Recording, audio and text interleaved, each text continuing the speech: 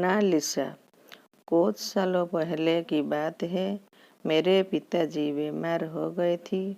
मैंने उनको हॉस्पिटल ले गया था। कुछ देर बाद वहाँ एक नर्स आती है, जिसको देखते ही मैं उसका दीवाना हो गया था। उसकी खूबसूरत आंखों पर लगा काजल और होंठों पर लगी लाल लिपस्टिक नर्स के चेहरे को शोभा बढ़ा रही थी। पहली बार देखते ही मुझे उस नर्स से प्यार हो गया था। जब नर्स मेरे पास आ गई तो मैं उससे उसका नाम पूछता हूँ, तब वह अपना नाम मोनालिसा बताती है। मैंने कहा, मैडम, आपका नाम बहुत प्यारा है। वह मुस्कुराते हुए पापा को सलाइन लगाया, इंजेक्शन दिए और थोड़ी देर बाद वहाँ से चली जाती है। मेरे अनुसार उस समय नर्स की उम्र लगभग 21 वर्ष होगी, जबकि मेरी उम्र 23 वर्ष थी। कुछ देर बाद वह नर्स वापस आ जाते हैं और हमारे पास वाली टेबल पर ही बैठ जाते हैं और बातों करते लगती है। जब वह मुझसे बात कर रही थी, तब मैं उसके चेहरे की ओर ही देख रहा था। उस नर्स से बातचीत के दौरान पता चला कि उसके घर में एक बूढ़ी माँ के अलावा कोई भी नहीं है। उसके बाद मैंने पूछा, आपने शादी क्यों नहीं किया? तभी नर्स ने कहा, कोई दिल को पसंद आए ऐसा लड़का आज तक मिला नहीं। एक बात तो मुझे पता चल गई थी कि मेरे प्यार का रास्ता पूरी तरह से खाली है और मैंने सोचा, शादी तो सिर्फ मोनालिसा से ही करूँगा। उसने मेरे पिताजी का देखभाल ऐसे कर रही थी जैसे उसकी पिताजी है। पापा ने भी उसे बेटी बेटी बुला रही थी। धीरे धीरे पिताजी ठीक हो गए। 10 दिन तक मुझे हॉस्पिटल में रुकना पड़ा, जिसकी वजह से मेरे और उनके बीच काफ़ी पहचान बढ़ चुकी थी। मैं रोजाना बहाना बनाकर उससे मिलने आ जाता था। एक दिन मैंने मोनालिसा को अपने प्यार का इजहार कर दिया, लेकिन वह मुझे साफ तौर पर इनकार कर देती है। मैंने कहा, मोनालिसा, मैं आपसे बहुत प्यार करता हूँ और मैं तुमसे शादी करना चाहता हूँ। उसके बाद मोनालिसा ने कहा, मुझे इस प्यार में नहीं पड़ना है, प्लीज़ मुझे माफ़ कर देना। इतना कहने के बाद वह मेरे पास से चली जाती है, लेकिन मैं हार नहीं मानना वाला था। मैं उसके प्यार में इतना पागल हो गया था कि उसे देखने के लिए अस्पताल चला जाता था, लेकिन वह मेरे और मुड़कर भी नहीं देखती थी। उसके मना करने के बाद भी मैंने प्यार करना नहीं छोड़ा। सच कहूँ तो मैं उसे अपनी पत्नी मान चुका था। एक दिन मैं जैसे ही अस्पताल पहुंचा तो वह मुझे गेट पर ही खड़ी मिलती है। मैं उसके पास जाकर बातें करने लगता हूँ तो वह मुझे एक जोरदार चाट मार देती है और बुरा भला कहने लगती है।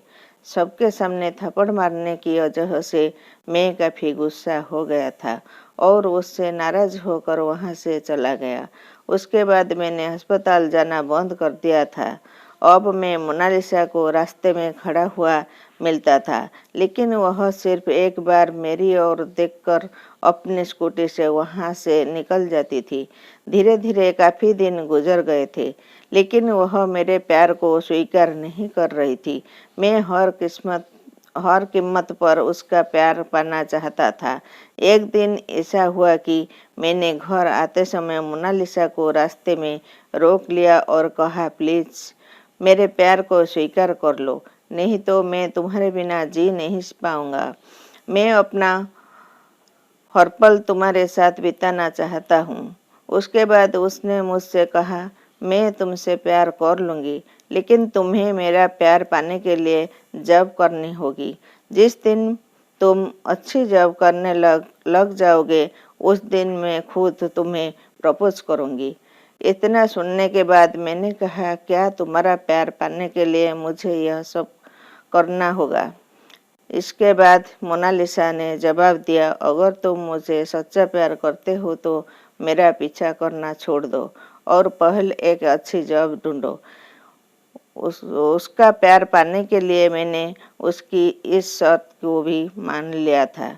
उसके बाद मैं वहाँ से अपने बाइक स्टार्ट करके अपने दोस्त के पास चला जाता हूँ और जॉब दिलाने की बात करता हूँ। मैंने कई कंपनियों में इंटरव्यू दिया, लेकिन किसी ने भी मुझे जॉब नहीं दी थी। मैं काफ़ी परेशान हो गया था। थोड़ी देर बाद मेरा दोस्त ने मुझे कॉल करके बताता है कि उसने मुझे एक कंपनी में अच्छी जॉब दिला दी है। 5-6 दिन कंपनी में जॉब करने के बाद मुझे अपना आईडी कार्ड दे दिया गया था। उसके बाद मैं सीधा अस्पताल पहुंच जाता हूं और मोनालिसा को जॉब लग जाने के बारे में बता देता हूं। उसके बाद वह मुझसे कहती है, तुम मुझे अपना मोबाइल नंबर दे जाओ, मैं घर जाकर तुम्हारे बारे में सोचूंगा और फिर तुम्हें कॉल करके बता दूंगा। मैं उसे अपना मोबाइल नंबर दे देता हूँ और बिना कुछ कहे वहाँ से चला जाता हूँ। शाम के समय मैंने उसके व्हाट्सएप पर हाय लिख कर भेजा। थोड़ी देर बाद मोनालिसा ने भी मुझे हेलो लिखा। उसके बाद मैंने लिखा, आपने अभी तक जवाब नहीं दिया है। मैं कितने दिन से तुम्हारा इंतजार कर रहा हूँ, लेकिन तुमने मुझे बेवकूफ़ बना रखा है। अगर तुम्हें अभी भी मुझ पर विश्वास नहीं है तो इनकार कर सकती हो। मोनालिसा ने लिखा, पागल, जिस दिन तुमने पहली बार मुझे प्रपोज किया था उस दिन से ही मैं तुम्हें प्यार करने लग गई थी, लेकिन तुम्हें अच्छी जॉब करवाने के लिए मेरे पास इससे अच्छा मौका और कुछ नहीं था। उसके बाद तुमसे रहा नहीं गया और मैंने व्हाट्सएप पर ही वीडियो कॉल कर दी, क्योंकि मोनालिसा का चेहरा अच्छी तरह से देखे हुए मुझे कोई दिन हो गए थे। हम दोनों व्हाट्सएप पर वीडियो कॉल की जरिए बात कर रहे थे। मैं सिर्फ उसका चेहरा ही देख रहा था और वह मुझसे बार बार पूछ रही थी, क्या देख रहे हो?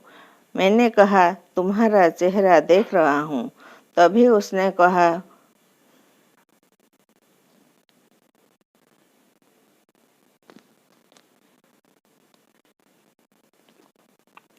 क्या तुम्हें मैं इतनी पसंद हूँ जो मेरे बिना एक पल भी नहीं रह सकती?